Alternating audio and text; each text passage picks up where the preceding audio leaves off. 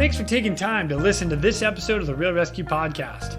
Take a minute to go to therealresq.com to check out these and other great deals from our sponsors here at the Real ResQ. This episode of the Real ResQ podcast is brought to you by Breeze Eastern, the world's only dedicated helicopter hoist and winch provider.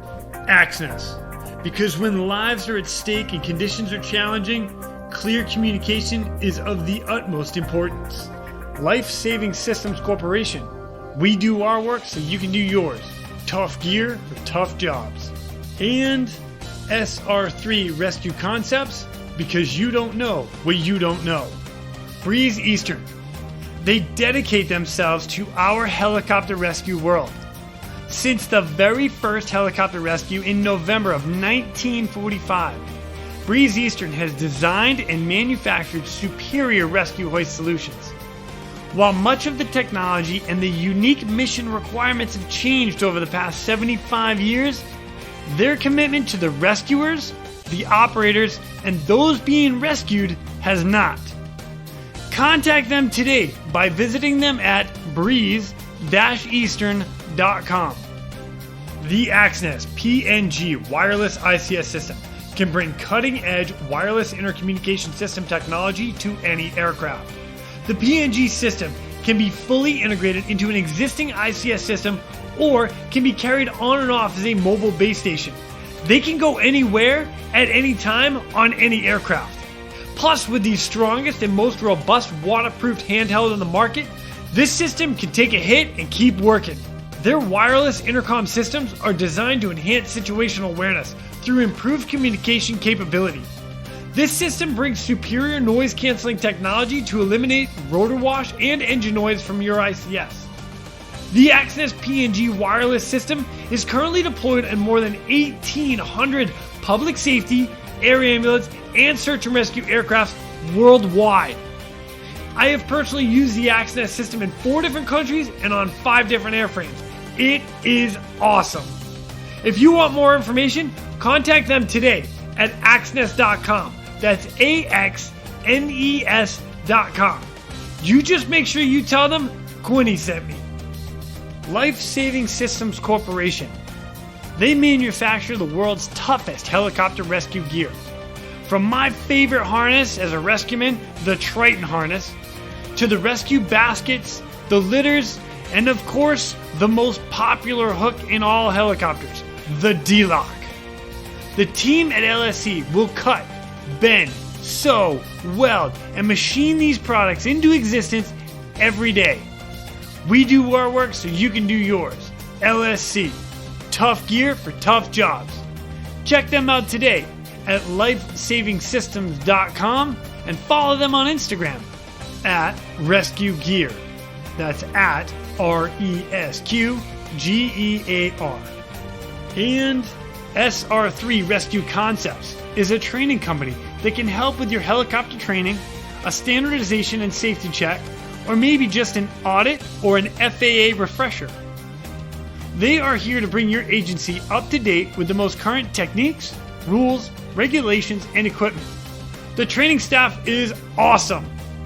With the certified flight instructor pilots, experienced crew members, which I am happy to say that I am one of them, they offer training in rescue, medical, tactical, firefighting, ground operations, and night vision goggle use.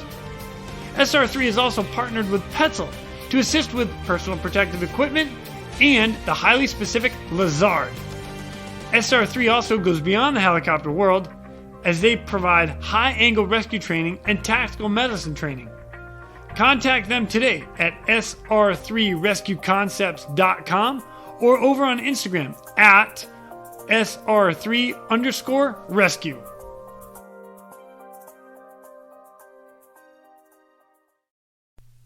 Our next guest that joins us, I had an absolute blast talking to. She was so much fun. We laughed. It was awesome.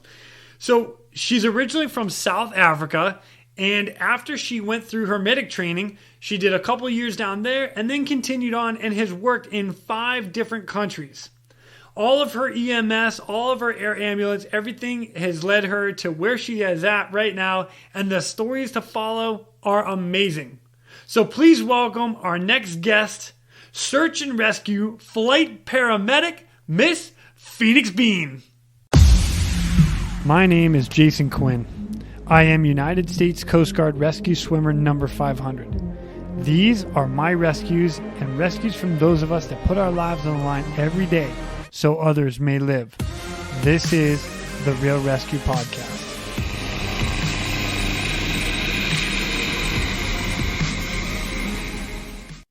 Ladies and gentlemen, welcome back to the Real ResQ Podcast. Today, I've got a killer guest with me. We've been playing phone tag and iMessage tag and WhatsApp tag and everything else under the sun. You've been hiking, you've been flying. I've been hiking, I've been flying, whatever. We just, finally it happened. So ladies and gentlemen, Miss Phoenix Bean. She is a flight paramedic coming to us from, well, actually UAE, but you are from South Africa. What's up, Phoenix? Hey, Jason, I'm so glad to finally be with you here. No, me too. It's been a lot of back and forth, but we finally got it going on. It's about damn time. That's what we're going to say to that. Yeah, for sure.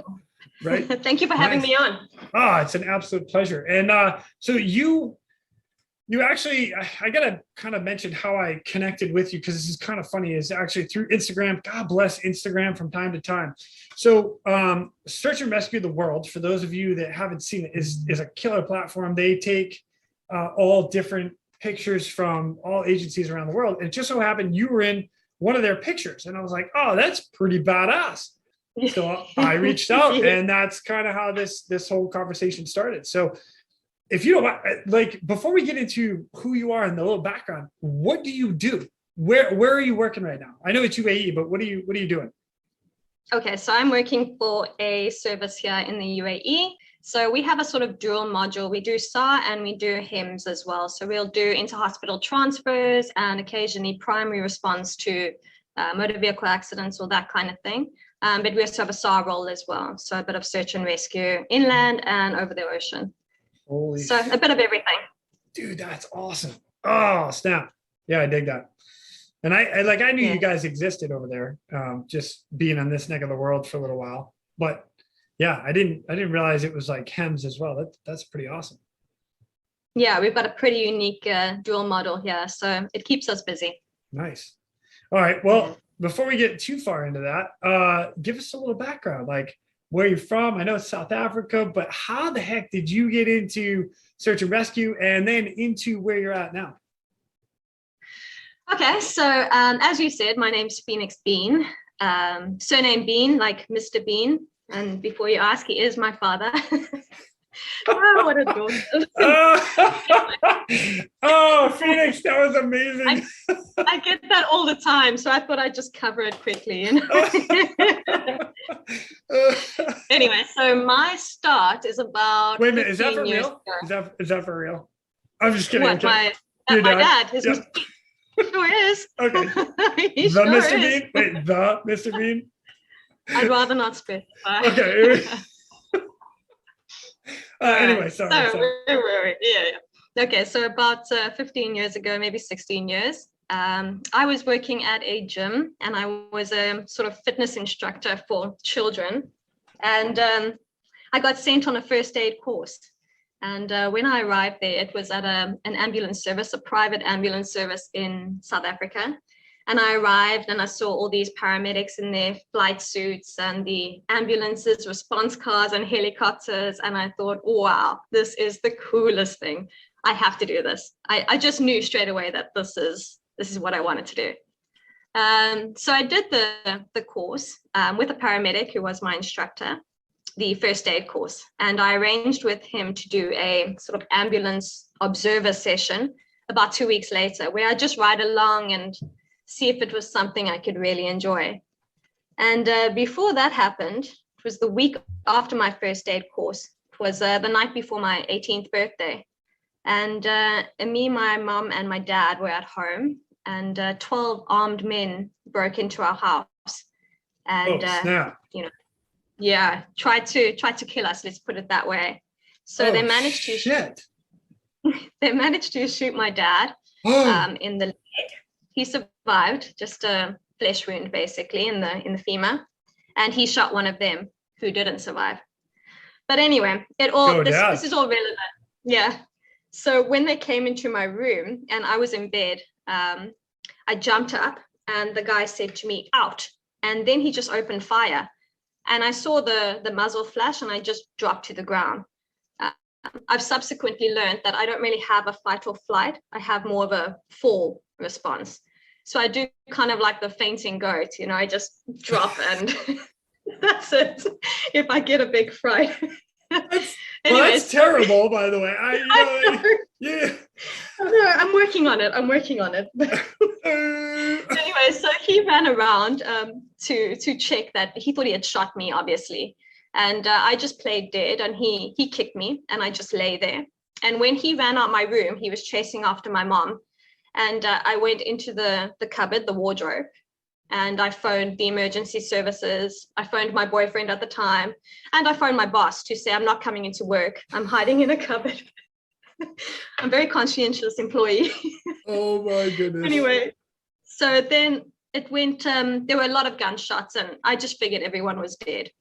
And probably about 20 minutes later, the wardrobe door opened and there was a paramedic standing there.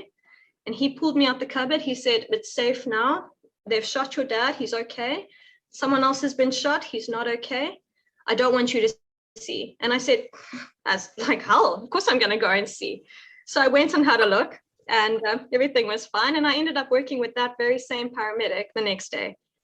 Jumped on his response car and he became my mentor from there. Okay, I was not expecting any of that. Holy cow.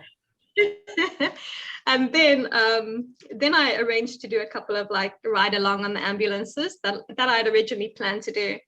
And the first accident I went to with this paramedic, it was a pedestrian vehicle accident. And I quickly learned the old adage. I don't know if you guys say it as well, but if there's one shoe missing, the patient's a P1. And if there's two shoes missing, he's a P4. So if he's been knocked completely out of his shoes, then he's likely to be dead. Anyway, 100% true. This patient was missing his shoes, but he was also missing a significant portion of his pelvis that we could not find for about an hour, from just above his, probably just below his backside to just below his navel, a whole section that I guess it got stuck on the vehicle that hit him and someone took it home with them or something like that. Anyway, so after that call, I was like, well, this is truly disgusting. This is what I'm made to do. I knew straight away this is for me. Oh my gosh, that is awesome. And I was hooked. Yeah.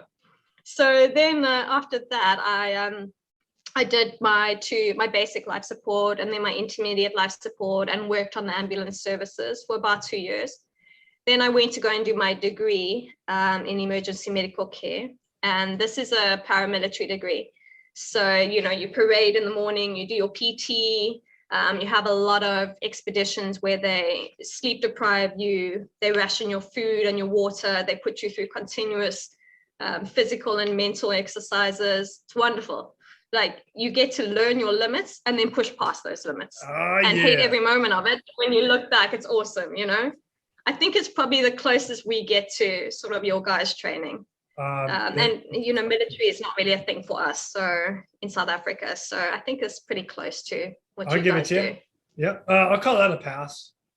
I don't care what everybody else says. This conversation is for you and I. Pass. Anyway, so that's about as close as we get to you guys. But that's 4 years, and it's academically intensive in terms of pre-hospital and emergency care. And then we do rescue at the same time for those 4 years. So we cover all of the modules, I think, except cave rescue. We don't do that, but structural collapse, trench rescue, fire search and rescue, light motor vehicle, wilderness rescue, high angle, swift water. We do all of that. Wow. So when we come out, we're pretty well rounded. And that was my basic training in both paramedicine and rescue as well. Jeez, oh man, that's intense. Yeah. So then from there, I worked in South Africa for about 2 years, Johannesburg and Cape Town. And of course, in Johannesburg, it's intense. The stuff that you do, the stuff that you see, it's very much when you go in for your practical sessions, it's learn one, do one, teach one. So you'll learn from the doctors or the nurses, let's say do a needle decompression or something. The next one, you'll do it yourself. And the next one, you'll be teaching someone else to do it. Wow. So you get your skills really quickly. And it's a really phenomenal environment to develop your skill set. I really like that. Yeah. Learn it's really one, great. do one, teach one. Teach one, yeah. It's probably not the best practice, but in a resource limited environment, what else can you do? Well, all right. So question, when you're teaching someone else this maneuver, whatever the maneuver is, do you have somebody that experience over your shoulder to make sure you're teaching the proper way to do it, or? Usually not. That's why I said it's not ideal. It's just that you are so overrun and the nurses and the doctors that are instructing you are so overwhelmed that they don't have time to show you twice. Yeah. Pay attention and inshallah it goes well, Here, this works for me last time. Try it here. Yeah. Don't go too high. Yeah, okay. I've seen this before. I can do this. Plus, I stayed at a Holiday Inn last night, so I'm good to go. Exactly. I saw it on Grey's Anatomy. I should be fine. Yeah. Oh my goodness. So I worked around there for about 2 years, and then I went to Africa. It was always my dream to go into the darker places of Africa and sort of explore the more rugged environment. And the first place I went to was Zambia, which is certainly not rugged in any way. It's very similar to South Africa. If I remember correctly, Zambia is directly northeast of South Africa? Yeah, pretty much, okay. Yeah. Okay. Yeah. So, just basically across the border. It's really a 2-hour flight. Nice. So certainly not going into the deep, dark Africa, but a good baby step towards there. So, while I was there, I probably did some pretty unique stuff. A lot of animal attacks, actually, which I'm sure you guys don't really get exposure to. Elephant and hippo and snake bites and those kind of things. Snake bites, yes. Elephant, hippo, not like a usual. I can't say that. That's not something I would have thought of. Yeah, attacked by a hippo. Yeah. What? Yeah, and they are incredibly vicious. I did a hippo attack once in Zambia. We used to service the lower Zambezi. So there were a lot of resorts there, a lot of safari guides and guests and that kind of thing, and vets as well, veterinarians, and that used to get attacked quite frequently by some wild species. And so one of the ones I went to was a guy, he was a safari guide, and he was leading a bunch of guests down the river in their kayaks. And a hippo, obviously very territorial, and their space is so limited because the population of hippos is massive. So he decided to take on this safari guide, and he actually removed most of his leg. So the entire hamstring area and the entire quad was stripped clean off the bone. Absolutely most remarkable thing I've ever seen, to be honest. He was fine afterwards. Thank goodness they put a tourniquet on. And so he did survive that, but he lost the limb. But yeah, incredibly vicious hippos. Duly noted. You know what? I'm going to tell my wife, hey, when we go to Africa, don't be messing with the hippos. Stay away from the hippos. And don't underestimate their speed. They're incredibly fast. You wouldn't think it, but they are. Jeez. Yeah, all right. So I had a lady, she was a veterinarian, and she had been told by one of the lodges that there was an incredibly aggressive elephant roaming the area. So she was going to go out and sort of try and examine the elephant and find out why was this thing so aggressive.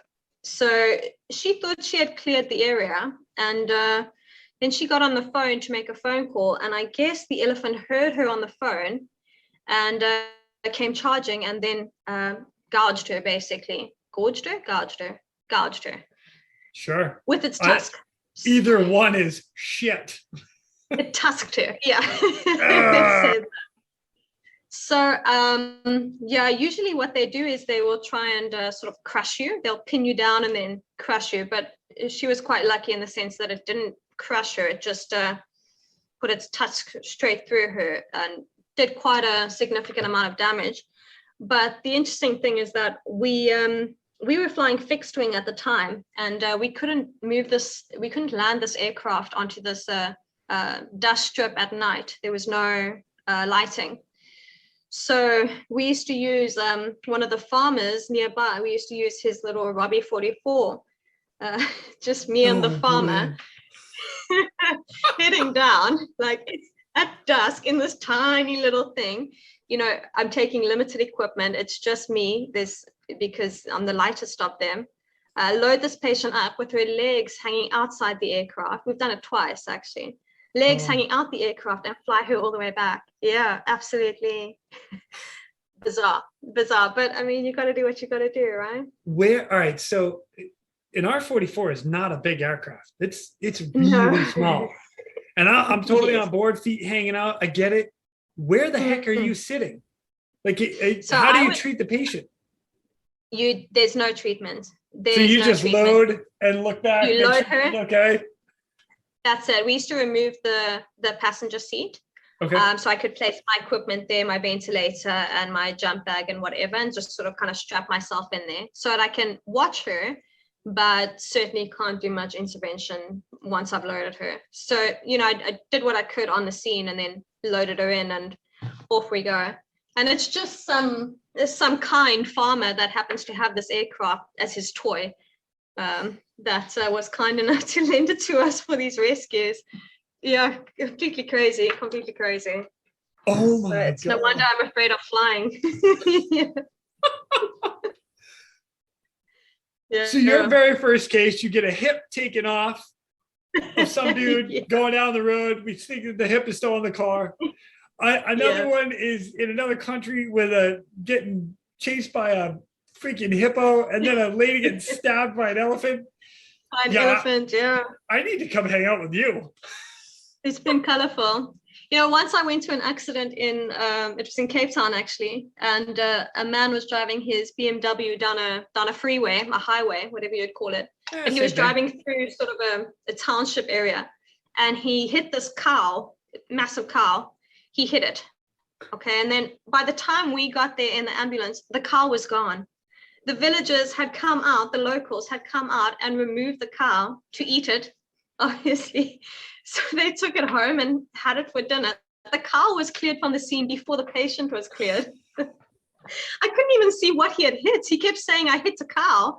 And I'm like, where? I can't see a cow anywhere. Oh my God, that's crazy. They had taken it home so that they could all eat it, you know. Everyone from this village had just swamped this accident scene to remove pieces of this cow for food. Stepping over the patient. Excuse me. I like the hind quarter. Don't mind me. Yeah. I like a try to get the backstretch. Yeah. I want the good part. Oh, that's messed up and hilarious. Oh my God. Yeah, pretty crazy. But then obviously after Africa, I then went up to Sierra Leone and Liberia, and I worked there for about 2 years. And that was at the end of the Ebola crisis. So we went up to support the end of that. And that was a difficult experience. That was a difficult time for sure. Yeah. That was my first experience with the epidemic / pandemic. It was an epidemic then. But it was definitely quite an eye-opener and quite a distressing time, actually. Because of what? So, you know, just the way the epidemic was handled, there's very little support for these people, and the support that did come in would sort of be pocketed by the corrupt government officials. Gotcha. But there was also a lot of stigma with westernized medicine. So the locals were very anti-westernized medicine. And that, of course, just escalated the problem even further because they wouldn't report their symptoms. You know, they wouldn't seek help. And by the time they did, they're already 5-6 days into hemorrhagic fever, and they've spread it to the entire village. Wow. But probably the worst thing of it was the children that had their parents or their family members die of Ebola. They were discarded or abandoned and kicked out of the villages because they were thought to be cursed or, you know, evil in some kind of way. So they were just completely abandoned. It's devastating. It's shocking. Wow. Yeah, that's seeing the Yeah. world So in a different aspect. Yeah, it was completely a drastic change from what I had experienced before, and a real eye-opener. Now, were you working in a clinic, or were you like air ambulance, or what? Yeah, so we were air ambulance, but we also had a clinic, and we were establishing clinics in various places. So our main mission was to support the MSF and UN workers and that kind of thing. So we were busy with evacs of locals as well as the expatriates that were working there. But at the beginning, our main initiative was to deliver vaccines to the locals that were there, and they would just go running. They would just flee the area when you start driving in with your UN vehicles, or the company that I was working for before. Just completely backwards, completely shocking. Actually, you're trying to help, and there's so much distrust and fear. Terrible. Interesting. Wow. Yeah, not what I would expect. Yeah. So you're going in trying to help and save and rescue and the whole 9 yards, and everybody's like, whoa, back off, because they didn't want it. Yeah, they didn't want it. And we were interfering with their culture as well. So their traditions, for example, when someone died, it was to cleanse the body. They would cleanse the body as like a ceremony. And now we were telling them, you cannot do that. You're spreading disease. You're spreading it through the water going down to the next village, or by touching the body, or whatnot. And this was interfering with their traditions and the way they practice their culture.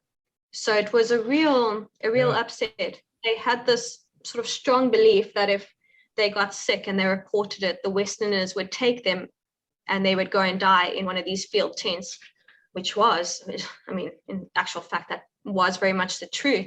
But they didn't understand that we were trying the very best to help them and, try and get them to recover. So when we came to deliver them with vaccines, they were not about it. They did not trust that at all. So, wow. And of course, in a small area like Africa, it's not that well known, because there aren't people traveling through it like they are now with this current pandemic. So it's not spreading as internationally as quickly as COVID is. Right. So people just kind of ignored it. That's a problem in deep dark Africa. We can ignore it. We don't have to worry about it. It's still going. Yeah, that's it. So what an experience. But after I did 2 years there, it was time for me to move on. And that's when I came to the Middle East and joined the SAR unit. So now I'm more exclusively SAR orientated. I'm not fixed wing anymore. So I'm loving it. Yeah. And remind it, so you're flying on the AW139 out there. Are there any other aircrafts? No, we only fly 139s. We have the short nose and the long nose. We have, I think, 11 aircraft in our fleet. Nice. Wow, that's a good size fleet. And 5 bases, so we have redundancy. Yeah. Where are the bases over there in UAE? So we cover Hamra, Al Ain, Liwa, Bateen, and Fujairah. So in essence, that's the whole UAE being covered by these 5 bases, if you look at their radius. Yeah. So we cover the entire area. But you're out of Dubai. That's like the main hub is out of Dubai, or sorry, Abu Dhabi. Our head office is in Abu Dhabi. Yeah, probably our lead base is in Abu Dhabi.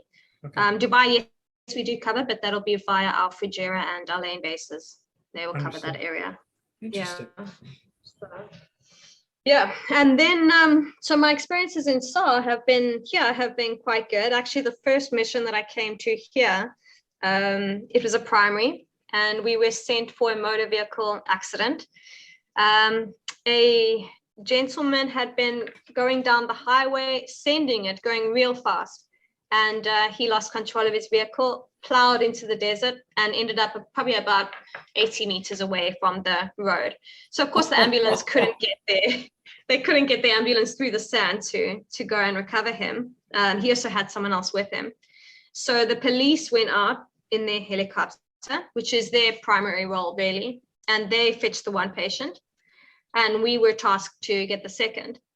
So when we got there and we landed, the ambulance crew came sort of running up towards the helicopter, looking really stressed. So I thought, oh, this must be quite significant. I wonder what's going on. So they put the patient inside the helicopter and proceeded to start to hand over all the details to my crewman, who's a male, of course. Yep. And no matter how many times I kept telling him, to me, hand over to me, I'm the paramedic. No, he wasn't about to change his course. He was handing over to the crewman. So of course I had no knowledge about what this patient had been through, what he had sustained, nothing. And my crewman is not medical trained either. So he had no idea what the guy was saying. So it was just kind of a very go in blind and sort it out. Anyway, so I start looking at this patient and I see, oh, he's not breathing and he's not got a pulse.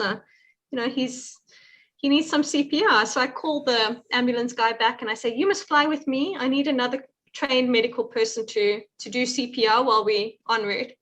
No. He brings me the Lucas device. It's fine. We attach it and start the external compressions, which is fine.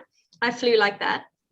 But when I handed this patient over at the receiving facility, obviously they were pretty pissed off because now I'd brought them a traumatic arrest patient, Yeah.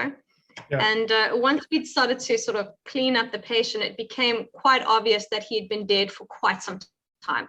Oh. So I think these paramedics, either they were just on shift changeover, or I don't know what the story is, but they wanted to get rid of this patient and they wanted to do it real quick.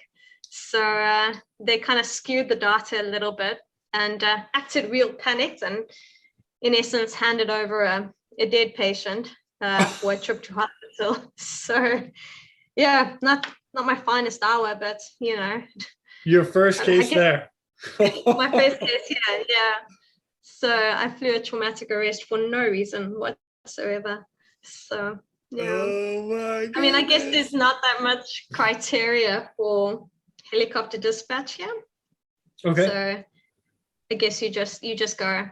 I mean, I don't guess. I'm pretty sure that that's what we do because I've gone out for a fish hook in the finger before. Hold on. I got a fish hook in my finger. Call the helicopter. Get the helicopter. Yeah. And don't call a taxi. They're right down the road. They can drive you there in less time. Yeah. Nope. Let's call a full-on helicopter. Full crew. Man, that's awesome. Yeah, there you go. Hey, you know what? You might have had tetanus. I'm just throwing that out. Might have had tetanus. You never know. In 3 days' time. Whatever, Hey, I'm just saying. That's it. Yeah. So yeah, you just go. But actually, you know what? I was listening to one of your podcasts with, I think it was Scott Holway. Yep. His name. Yep. And he was speaking about a marsh. He was retrieving a body from a marshy area. Yeah. And it reminded me of one of my cases as well. Where, come on, Scott. Look at that. See? Nice. He triggered a memory in me, a little PTSD coming through. You know how it is. I don't know if I should say thanks, Scott, or damn it, Scott. I'm not sure either, but we'll find out. Oh, okay. So yeah, it was a British guy and a young, I don't know where the other guy was from, but he was a lot fitter and a lot more in a better condition. Anyway, they had gone out on a kayak in the night, and this was in summer, so we're talking like 40 degrees, which is already, no one goes out in 40 degrees. That's how you knew that they were tourists, because locals. And so everybody knows 40 degrees is like 102 or 3 like Fahrenheit. Yeah. AKA stupid hot in the desert in the Middle East. So. Yeah. Hashtag what are you thinking? Yeah. Hashtag don't go outside. Hashtag there's AC so anyway, for a reason. Exactly. I mean, that you can quickly tell that they're tourists, just from there. Yeah. So anyway, they go out and they camp in these mangroves during the nighttime. And when they wake up in the morning, now they're already pretty hot. They've had a long night. It hasn't been comfortable, bugs, all of that. And they wake up and they go looking for their kayak, and the kayak's gone out with the tide. They obviously didn't anticipate that the tide would go out. Oh, good. So they now find themselves surrounded by this thick clay, which is actually the photo that you were speaking about earlier on the Instagram. Yeah. So now they're surrounded by this thick clay and they can't move at all. I mean, every step that they take, they just sink deeper in and it's sticky. They're just stuck. So by then, one of the guys is now on like heat exhaustion stage. He's starting to struggle a little bit. So they call for us and we go out, but they can't get me close enough to the guys when I'm winching down because these guys are under a tree. So it's a bit of a hazard. So they can get me sort of probably about 3 or 4 meters away. And then once they put me down, I'm stuck. So it's a very difficult situation. Both of us are stuck. So eventually I sort of give them hand signals to lie down and roll towards me, you know, like increase your surface area and roll. Yeah. So the one starts rolling and the other one is sort of pushing him because his friend is really struggling now. He's pushing and then they both roll a little bit further and then he pushes his friend a bit. So I got the first guy and strapped him up and lifted him up into the aircraft. And then I went down for the second. And he was a little bit, as I said, not as bad condition as the first one. Strapped him up. And as we lifted up, his shoes and his socks both came off and his pants both came off. And we started lifting up and it made this awesome sound, you know, like this suction noise as we lifted up and got them, yes, as we got them out the water. And there goes his pants and his shoes and his socks. And I thought it was hilarious. I was laughing. I thought it was great. He wasn't laughing at all. And then I said to him, you know, isn't this awesome? Look around. Look at the view because it was sunrise and it was cool, you know. He was not in the mood to enjoy the view at all. He did not like any part of that. That's when I realized, oh, yeah, maybe we're a little bit different, you know. We enjoy things that they don't really enjoy. Well, when you're hanging from a helicopter with no pants on, with a nice lady paramedic, I couldn't think of anything better. Best day of my life. Well, okay, I get. You know what? Yeah. That is hilarious. Oh my goodness. Yeah. It's like, It was beautiful. Oh my goodness.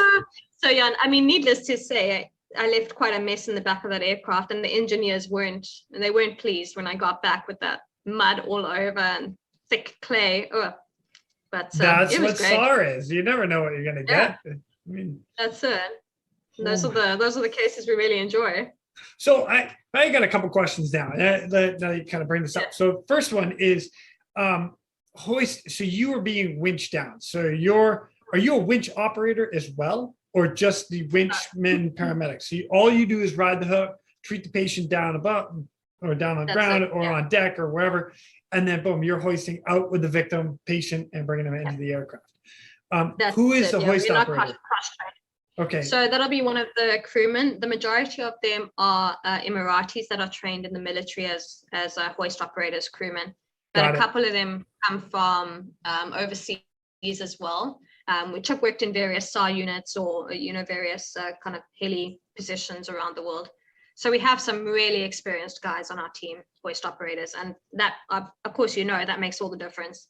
Yeah. Well, I'm all about an entire good crew. If you got a good pilot, you can have an okay flight mech or hoist operator, or vice versa. You can have a great hoist operator and an okay pilot and make everything work. But when you've got everybody in on point and in tune, oh, that stuff goes so smooth. Oh, it's a beautiful thing. Yeah, that's a beautiful thing. Now, our next question is, all right, so what are you guys staffed with right now as far as crews? So you've got 2 pilots up front, obviously. You've got the hoist operator and you. Is that it? The 4? That's it. Wow. Yeah. Right on. But when we fly a medevac, which is an inter-hospital transfer for us, so one hospital to another, we always fly 2 paramedics. And that's because these no winch operator or with a winch operator. So there'll be 3 of you guys in the back. Yeah. Cool. Yeah. So it's just I love that type of configuration. Yeah. Love it. 100%. I would take that all the time if I could, you know, just that surety that they can give me a hand if I need. Yeah. I would love to have that all the time, but that's a lot of resources. So Right. difficult. Yeah. Well, and Yeah. with your, again, flying around 40°C weather, you got to worry about weight, especially when it comes to lift and how much fuel you can take, especially when coming into a hoist. Yeah, it gets kind of squirrely. But Yeah, for sure. okay, next follow-up question. So your training has gotten you, like, I get all the medical stuff. Tell me a little more about the rescue training. How did you get trained on the hoist as far as do you call it winchman or winch paramedic, hoist rescue specialist? What do you guys refer to yourselves at? Medics. Yeah, come That's on. it. Medic! Yeah. I need a medic. Just medic, yeah. All right. So you as a medic getting on the hoist hook, going in and out, coming into the cabin, out of the cabin, getting hoisted down without gear, with patients, without patients. What does that training all entail? So originally, most of us who went through the same degree that I did, were trained in aviation rescue on those points. But when you join this service as well, you go through an induction training course, and you have to be signed off by the lead crewman who's assessing you the whole time, making sure that you perform universal and safe practices. So you'll have to be cleared on that before you can be placed on the roster and be an operational SAR medic. Yeah. Sweet. SAR medic. All right, I like that. Medic. I need a medic. I thought I just add that one in a little bit. Yeah. SAR medic. SAR medic. Are you also trained as rescue swimmer? And the reason I'm asking that is because you did have a wetsuit on in the picture that I saw. So rescue, like defined rescue swimmer stuff for you guys. No, we don't classify ourselves as rescue swimmers. No. So of course, all of us are swiftwater, trained, but we are not rescue swimmers per se. Okay. And we certainly can't hold a candle to what you guys do in the water. So minor detail. So yeah, no, we're not rescue swimmers. I mean, we do a lot of water operations, but rescue swimmers not exactly. Do you just stay connected to the hook when you're in the water? Yes, if we're doing a strop, but if we're doing a basket recovery, then we'll disconnect, obviously, to connect the basket. Yeah. Wow. Right on. Good for you guys. Right on. Yeah. Yeah. Yeah, I dig that. We got a nice mixed modality here. It's pretty cool. Yeah. Like, and the stuff that you get called to is, I mean, all right. So okay, let's go back to that in particular case, because I have my own thought about that. Like, I get like walking through muck and mire and trying to move and you can't do it. I love the rolling idea of the patient. That is brilliant. Like, just, Worked really well, actually. Yeah. That works great on the snow too. If you're in deep snow, for anybody that's out, just roll in the snow. All of a sudden you're on the top. Well, I'm going to make a note of that because I've never actually been in snow. So well, you're in the desert. Hello. But I'll certainly note that. Noted. I'll log that away. When in snow. Don't eat yellow snow. Note that. No, I'm just kidding. It's escalated quickly. Terrible. Actually, I want to mention one other case is that it happened last year, actually. We were busy with training and we were just doing a highline stretcher training. And when they brought me back into the aircraft, the pilots were very quiet. They were busy with something in the front and nobody was communicating at all. And eventually I realized, okay, we're being activated for a mission, but the CRM was not great at that point. So I had no idea what we were going for, where we were going, whether I should now get changed into my wetsuit or what the story was. Eventually, that sort of ironed out a little bit. But it turns out we were going to fetch 3 guys in the desert who had been stuck there for, they said 3 days. Whether that's true, I'm not entirely sure. Anyway, so we're looking for a white vehicle in the desert. We find a black vehicle in the desert. So I'm like, okay, just lower me down. Let me go and check it out. So I get down there and of course he's filming the entire thing because that's super cool. So I ask him, I'm like, are you the patient? He says, no, he's actually looking for those patients as well. He's the friend and now he's stuck. but don't worry, he's fine. You know, he will sort himself out. So he gave us the phone number for the patients that were stuck. So we managed to call them in the aircraft, and they were speaking very broken Arabic, and my captain could barely understand what was going on. But we managed to sort of guide our way over to them. And when we located them, 2 of them were on top of the dune, and one of them was lying sort of at the base of the dune. Yeah. And just having all the sand wash over him, so I could see, oh, either this guy's dead or he's in a really bad way. So I'm like, okay, let me go down and I'll winch this guy up first. So my crewman starts lowering me down, and I'm watching this patient the whole time. When I'm about, let's say, 5 feet off the ground, this patient suddenly springs up from the dead and tackles me. He jumps himself around me, grabs me around the arms, wraps his legs around me, and, you know, sort of like death locks them. So intertwines his legs so that he's completely gripped onto me. I, of course, now fall off the dune. So I'm now lying in the sand, and I've got him lying around me, and I can't move because he's pinned my arms down to my body. So I'm trying to sort of rock and twist and turn to try and get him off of me, and I can't because he's just wrapped around like a little monkey. So my crewman decides to, my crewman lifts me up a little bit, and that jerking motion sort of allows me to free my hands and push the guy away from me. But I need to push him away just enough so I can put the strap around him and then take him up, you know. But every time I push him away, he sort of clambers back, grasping at me to try and get back around me again. So I'm trying to, like, you know, I'm getting a little bit abusive now with him because now I'm getting a little bit irritated as well. So I push him really hard away and quickly wrap the strap around and lift him. So now we're going up to the aircraft. I put him inside there, secure him. I can see he's completely disorientated. You know, he's way past the phase of heat exhaustion now. Now he's in a really bad way, and he's obviously confused. You know, he's delirious.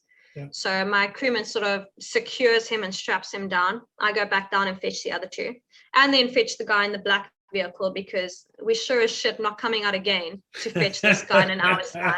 Like, we're doing it one time, you know? Yeah. So this, so when I get back in the aircraft, this, the delirious patient, he's latching onto me again the whole time. I can't get him to release me. Eventually, he's so much in my space that he deploys my life vest on my Triton harness. So now I've got this huge life vest pushing on my helmet. I can barely move around. Oh, it was an absolute freaking nightmare. It was a nightmare. And a huge safety concern as well, you know.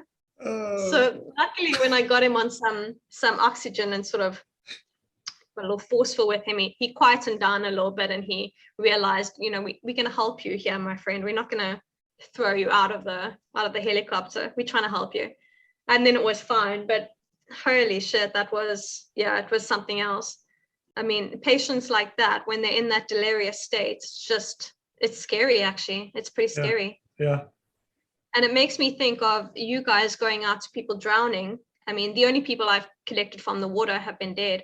Yeah. So they're not exactly grasping onto me, but someone who's drowning, holy hell. You know, it's actually, well, you just take them underwater.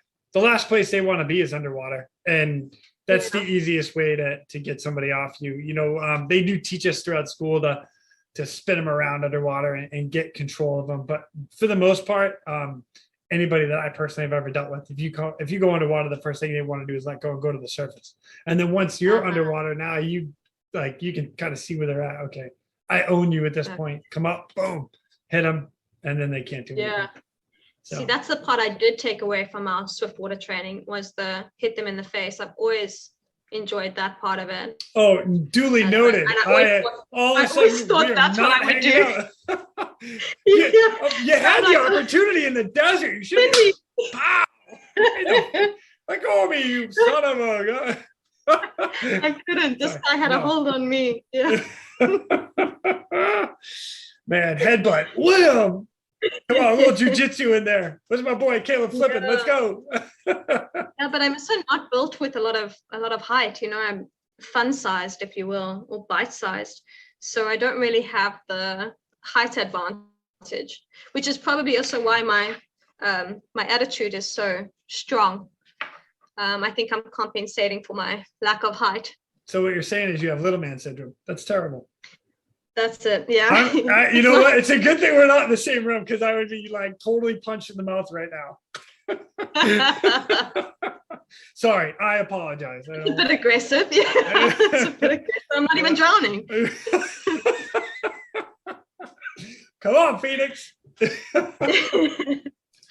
Anyway, so yeah, I guess takeaways from that are CRM and safety in the back of the aircraft. But the CRM thing was a pretty big one. Yeah. And something that we see a lot here is I guess all over the world. I mean, paramedics, medical staff, essential workers, they're all pretty much abused by patients and by the healthcare workers and staff. And we get sworn at, we get threatened, we get physically assaulted. I mean, I've been bitten by a psychiatric. I've been cursed by a psychiatric. I mean, there's just how's that working out for you? Well, I haven't made it to church yet, but I did immediately phone my boss and say, I think I need to see a pastor, rabbi, priest. I'm not sure which one, but can you send someone? I think I might be cursed. Oh my goodness. Oh. Wow. So yeah, and I think, I mean, being a female, it's I don't want to say that I get abuse, but I certainly am not as regarded as perhaps my male counterparts, and not by my own team, but by patients that I'll pick up. So I tend to wear a full face helmet with a face guard, and they don't know that I'm a female until if I choose to remove my mask. And I've had it before where I've helped someone, winched him up, and then taken off my helmet when we get to hospital, and he won't allow me to help him climb out the aircraft. That could just be for traditional reasons, but there could be other things involved as well. Interesting. So, now, are you referring more to right now in your environment or throughout your entire career? Well, it's always been. I think I spent a lot of time trying to prove my worth as a female. Yeah. When I qualified, I was the first female to qualify with that 4-year degree, the full-time program. So there was a lot of pressure to sort of prove myself as a good paramedic, a decent paramedic. And in fact, once I'd qualified, my first call, I went to a drowning, a young toddler who had drowned. And when I got to the hospital, I'd loaded her up, treated her in the ambulance, whatnot. I'd got to the hospital, and almost every male paramedic that was working that day had arrived at the hospital, not because they wanted to help me or support me, because they wanted to evaluate my performance. 100%. Wow. There was no doubt about it. Yeah, they wanted to see whether my ET tube was in place, my NG tube was in place, whether I got the IO, what drugs I had given. So it was completely a sort of a rite of passage to be evaluated by them before you could be accepted as a member of the team. So for sure, that's been I'll tell you what, there's only one thing I'm going to say to this, and I'm going to stick to my opinion only. But as long as they're doing that to everybody else, cool. Like I got no issue with, like, if it was me and I had to go through that, and all of a sudden I've got all the medics showing up to evaluate me, cool. If they only do that to you, I don't agree with that. Like, it should be the same standard across the board. That is my opinion. For those that disagree with me, whatever, it's not your podcast. Piss off. I'm just kidding. But no, obviously I completely agree with you, but I need to be the same. My worth as a paramedic is the same as yours. So my level of practice shouldn't differ from anyone else's. So yes, everything's equal. They should evaluate us all equal. I should perform equally. Right. So I've been all about that message since the start of my career. I don't push it as much now because I don't feel like I have as much to prove anymore. But when I was younger, in the beginning of my career, I fought very hard to try and prove my worth as a female, for sure. And I think that is changing. Yeah, I can totally empathize with you to the fact that, even when I graduated swimmer school, I felt I needed to prove myself to the shop. Like, I am worthy to be here. I know I just made it through school and I know I'm a boot, but I am worthy to be here. And even in my next unit was one of those things like, well, yeah, you've done a bunch of stuff, but no, I am proving myself. I am worthy to do here. I am the same as you. And I mean, yeah, I want to speak. And okay, I'll throw one more thing in there. The women that I've worked with in the Coast Guard for rescue program, they're held to the same standard we are as men. Like there is no, it's the same standard. So it's the same amount of push-ups, the same amount of pull-ups, the same swim in the same time, the same run in the same time. It's all the same. It doesn't matter. You know why? Because Mother Nature doesn't care. Doesn't care what color man, woman, don't care. The dude that's dying doesn't care. Come get me. So anyway. Yeah, where I'm working now, they don't exactly, not my team, but the local population don't exactly hold us to the same level as the males. So they don't expect as much from the females, which, it's a little bit irritating, but I also am not about, trying to assert myself and that much anymore. So I just take whatever I can get and I'm fine with it. But as I said, they have changed a lot. And the more that they are getting more comfortable with females working here and working in the industry, the more it's changing. Yeah, so which is nice. It's a great time. It's a great time. Yeah. Yeah. That's awesome. Yeah. So that is my story. That's awesome. Phoenix, this has been amazing. I was going to turn it over to you and say, hey, what else do you want to pass? But you've kind of hit like everything. I didn't even have to ask a question. Like, come on. Thank you for coming to my podcast. Hey, you know what? Thanks for inviting me. That was so nice of you. Oh my gosh. Yeah. Phoenix, there is one more. Yeah. There is one more thing I want to say. But let's keep it rolling. And it's a little bit of a sentimental thing. So I think, we've always heard the saying blood is thicker than water, but that has been mistranslated over a couple of years. And I read one sort of passage that someone had written, and what he actually said was the blood of the covenant is thicker than water of the womb. And when they speak of the covenant, they weren't speaking about the Bible necessarily. They were speaking about an agreement or a promise that you've made. And I can relate that back to the promise of serving others or risking our lives so that other people can live. That's a promise that we've made. And that bond that all of us have, because we've made the same promise and we share the same mission in our lives, that is far thicker than water of the placenta, is what they say. So far thicker than some of the relations we may have with friends and family. So this unique kind of way that we are intertwined with each other is something that will never be, will never go out of style for any of us. It'll always be something to be cherished and treasured. And I think we just need to remember to support each other. It's not about competing with each other. So podcasts like this, where we can share what we've done, what we've learned, our trials and tribulations, our failures, no matter how embarrassing or funny they are, I think it's a great thing to go forward with. And I'm proud to be part of this podcast. I'm proud to be part of this industry. There are tears running down my face right now. Stop it. Phoenix, this is awesome. Thank you for sharing that. I truly mean it. That's deep. You're welcome. I like it. Yeah. Yeah. Every now and then I go a little bit deep.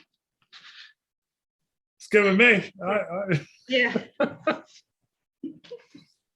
Well, I'll tell you what, girl, unless you got anything else to tell everybody else out there, man, I think we're good. I think this was awesome. And I really cannot thank you enough for coming on and just sharing these stories and everything that you do and you're doing. I look forward to the day you and I get to meet up, do a hike, hit a Spartan or something cool, because I'm all about it.